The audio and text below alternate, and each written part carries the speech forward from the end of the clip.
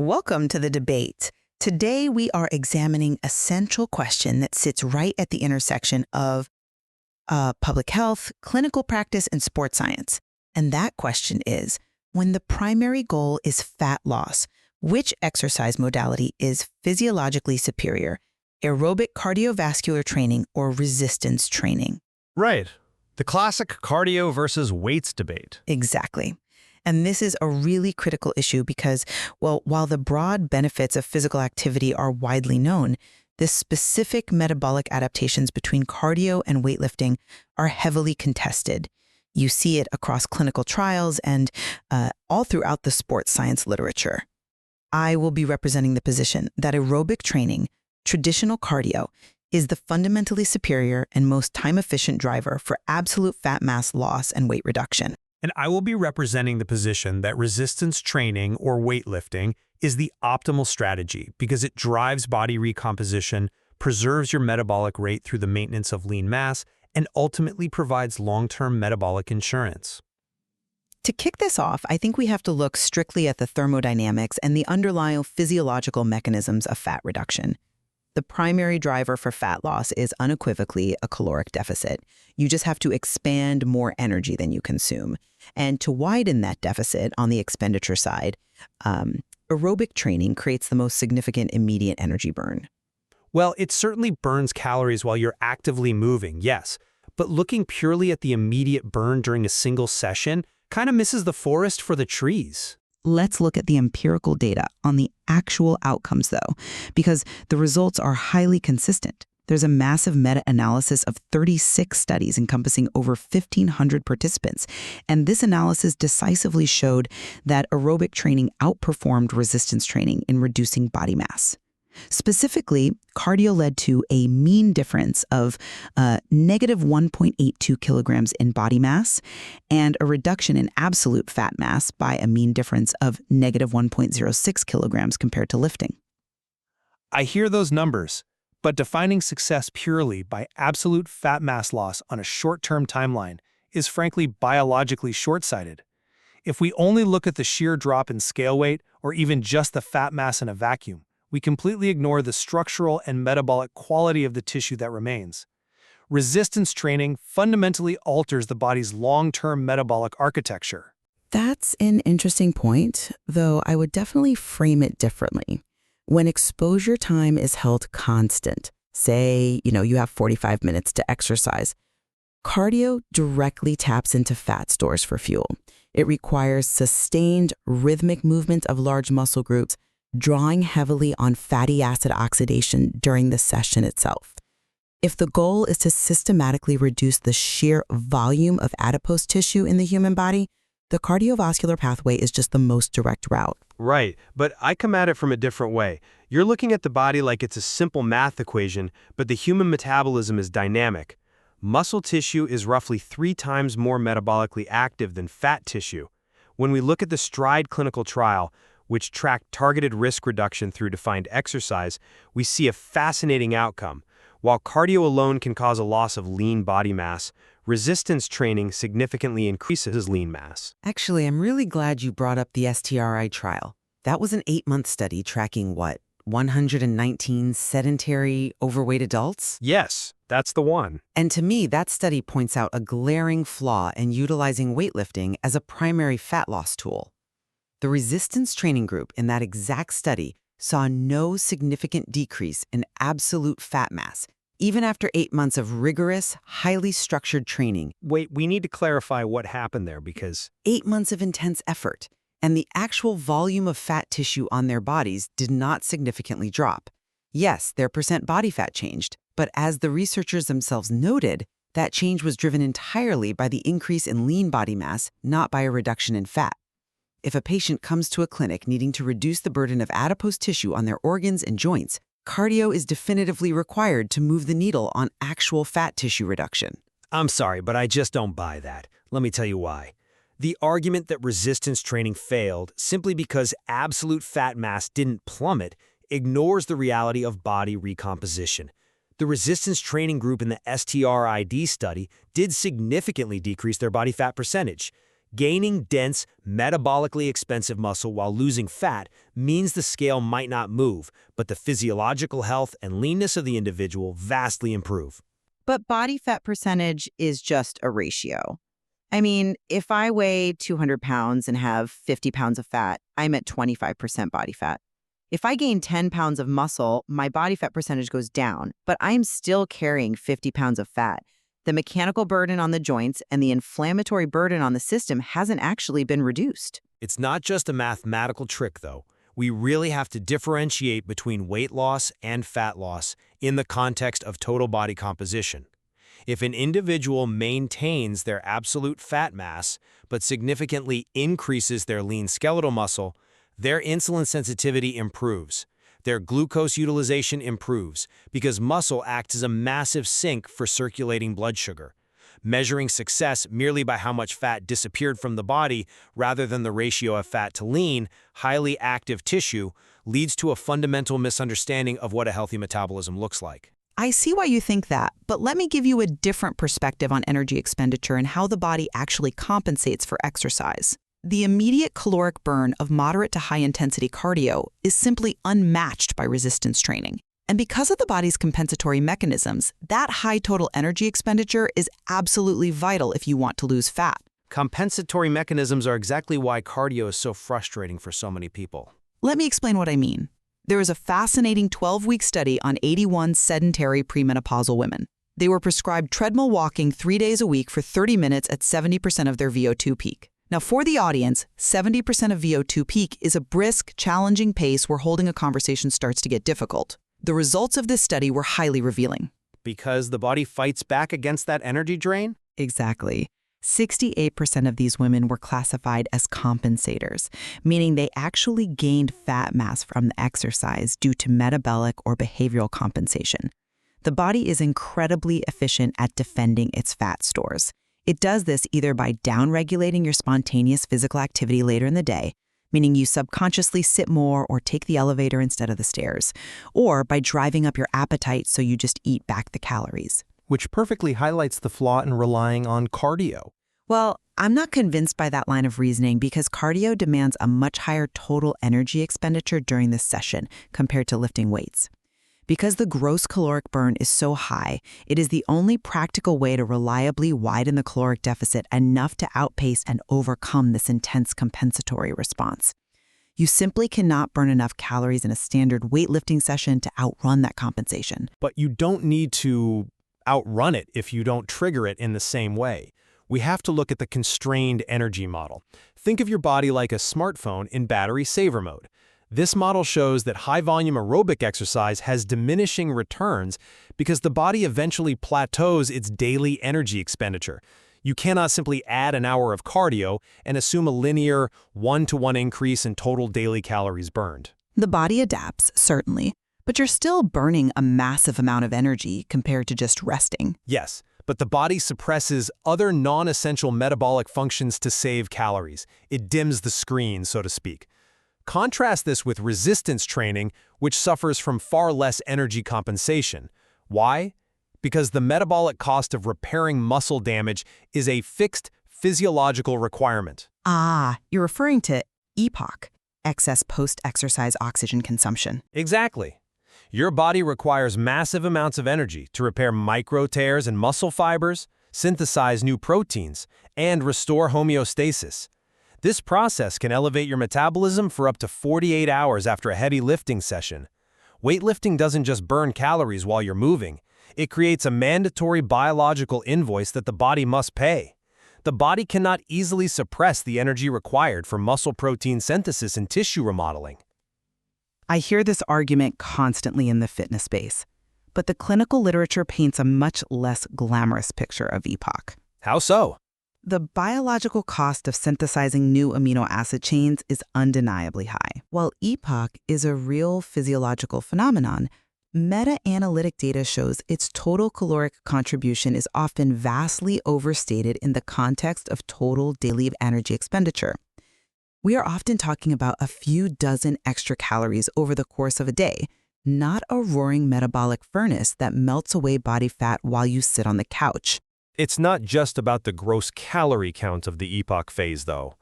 Because resistance training operates anaerobically and at high intensities, the body struggles to mount the same level of compensatory downregulation that it achieves so easily with predictable, moderate-intensity aerobic activity. Let's pivot slightly to address the reality of caloric restriction, which is almost always paired with exercise for fat loss. I will readily acknowledge that aerobic training in a caloric deficit can lead to a slight loss in lean mass. The data shows a mean difference of negative 0.88 kilograms of fat-free mass retention compared to lifting. That is nearly 2 pounds of muscle loss just by choosing the treadmill over the dumbbells. But the trade-off is absolutely worth it for immediate cardiometabolic health. We're talking specifically about visceral adipose tissue. For those familiar, visceral fat isn't the soft, pinchable fat just under the skin. It is the dense, dangerous fat that packs itself deep inside the abdomen, wrapping around vital organs like the liver and intestines, driving systemic inflammation and cardiovascular disease. Visceral fat is indeed the primary driver of metabolic syndrome, but lifting weights improves insulin sensitivity, which directly combats metabolic syndrome. It does, but cardio actually removes the tissue. The clinical literature demonstrates that a mere 5% weight loss achieved via cardio can yield a 21.3% reduction in total body fat. Even more critically, aerobic exercise drives significant drops in that dangerous visceral fat, up to 40 square centimeters in some studies. Resistance training simply struggles to replicate that specific, targeted reduction in visceral adiposity when used alone. That's a compelling argument, but have you considered the long-term consequences of that lean mass loss you just casually dismissed? This leads directly to the skinny fat phenomenon. I think skinny fat is largely a colloquial term, not a clinical one. It translates to a very real clinical state, though: normal weight obesity. Doing extended steady-state cardio in a caloric deficit signals the body to adapt to endurance demands while simultaneously depriving it of energy. You are putting the body in a catabolic state. It's essentially like burning the furniture to heat the house. But the body relies on stored fat for energy in a deficit. That's the entire point. It doesn't just rely on fat, though. In a prolonged catabolic state, the body will readily break down metabolically expensive muscle tissue for fuel. Muscle takes a lot of calories just to exist. If you are starving the body and forcing it to run miles every day, it gets rid of the muscle to make the body lighter and more fuel efficient. Losing muscle mass physically crashes your basal metabolic rate, or BMR. The drop in BMR from losing 2 pounds of muscle is relatively minimal compared to the hundreds of calories you can burn in a single cardio session. It's minimal until the diet ends.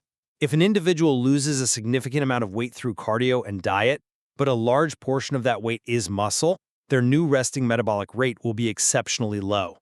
Weight regain is almost a mathematical certainty once they stop starving themselves. They end up heavier than when they started, but with less muscle to show for it.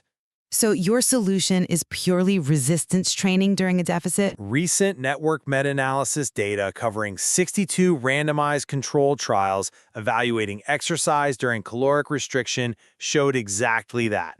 Resistance training, especially at moderate to low intensities, is the absolute most effective way to maintain lean body mass.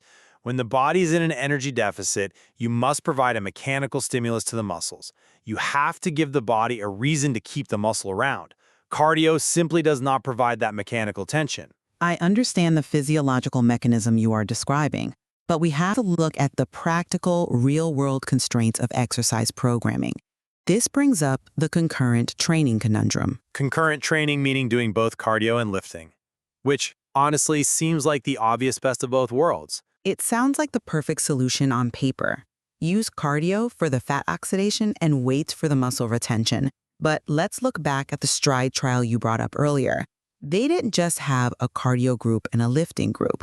They had a third group that performed concurrent training, a combined aerobic and resistance program. And that group saw incredible improvements in overall health metrics.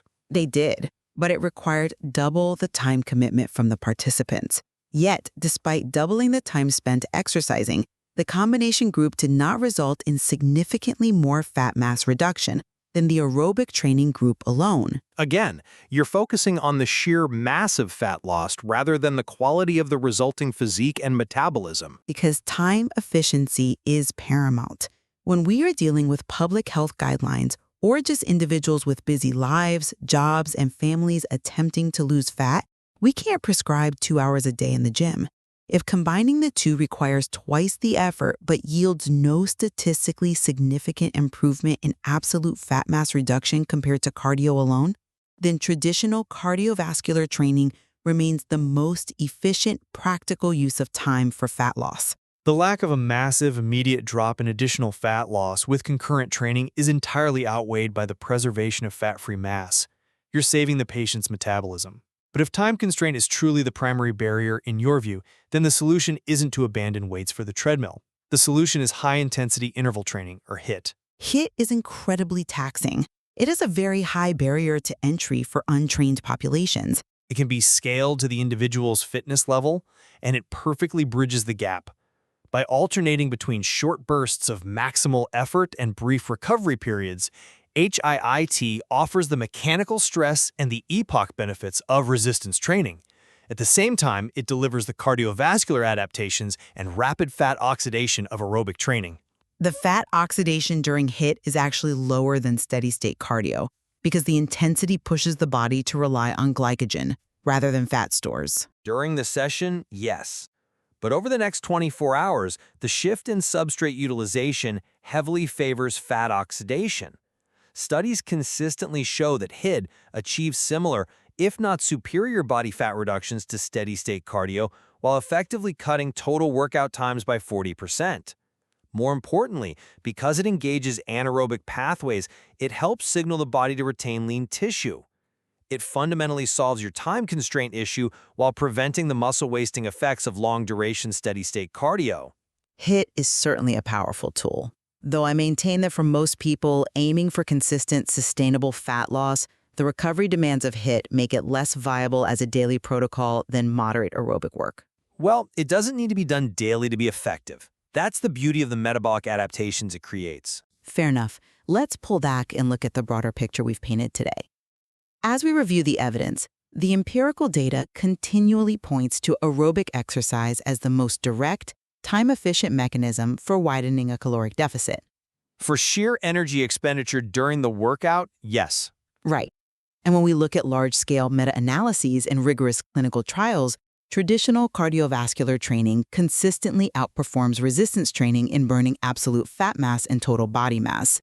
By demanding a high total energy expenditure during the session, it reliably overcomes the body's compensatory mechanisms. We see this lead to rapid, clinically significant improvements in cardiometabolic risk profiles, particularly through the targeted reduction of highly inflammatory visceral adipose tissue that lifting just can't seem to touch on its own. And drawing from those exact same physiological principles, my summary is that resistance training provides vital metabolic insurance. By creating mechanical stress and demanding muscle repair, weightlifting elevates the resting metabolic rate. It forces the body to prioritize fat oxidation rather than muscle breakdown during a caloric deficit. Which prevents the loss of fat-free mass we discussed. Exactly. Emphasizing the building and maintenance of lean, metabolically expensive tissue ensures that the weight an individual loses is actually fat. It fundamentally changes the body's metabolic engine for long-term sustainable health, rather than just chasing a temporary drop on the scale that will rebound the moment the diet stops. Ultimately, both the literature and our discussion highlight the profound complexity of human metabolism. While we disagree on the primary modality for initiating fat loss, I think we've established that the body's response to exercise is highly nuanced. It seems clear that combining these modalities, perhaps utilizing cardio as the daily energy expenditure tool and resistance training as the structural metabolic foundation, provides the best overall health outcomes, even if it requires more careful programming and time management. The interplay between cardiovascular endurance and muscular strength represents a complete physiological picture. We've spent this time arguing the superiority of one over the other for a specific goal, but the reality is that the heart and the skeletal muscle are part of the same interconnected system. There is certainly much more to explore in the source material regarding how different age groups and metabolic profiles respond to these protocols. The necessity of both systems for optimal human functioning, however, is undeniable. The science offers multiple valid pathways to health. It depends heavily on whether an individual values immediate, measurable fat oxidation and visceral fat reduction, or long-term metabolic restructuring and muscle preservation. We will leave it to the listener to weigh the evidence presented today and form their own conclusion regarding which approach best serves their goals. Thank you for joining us for this discourse.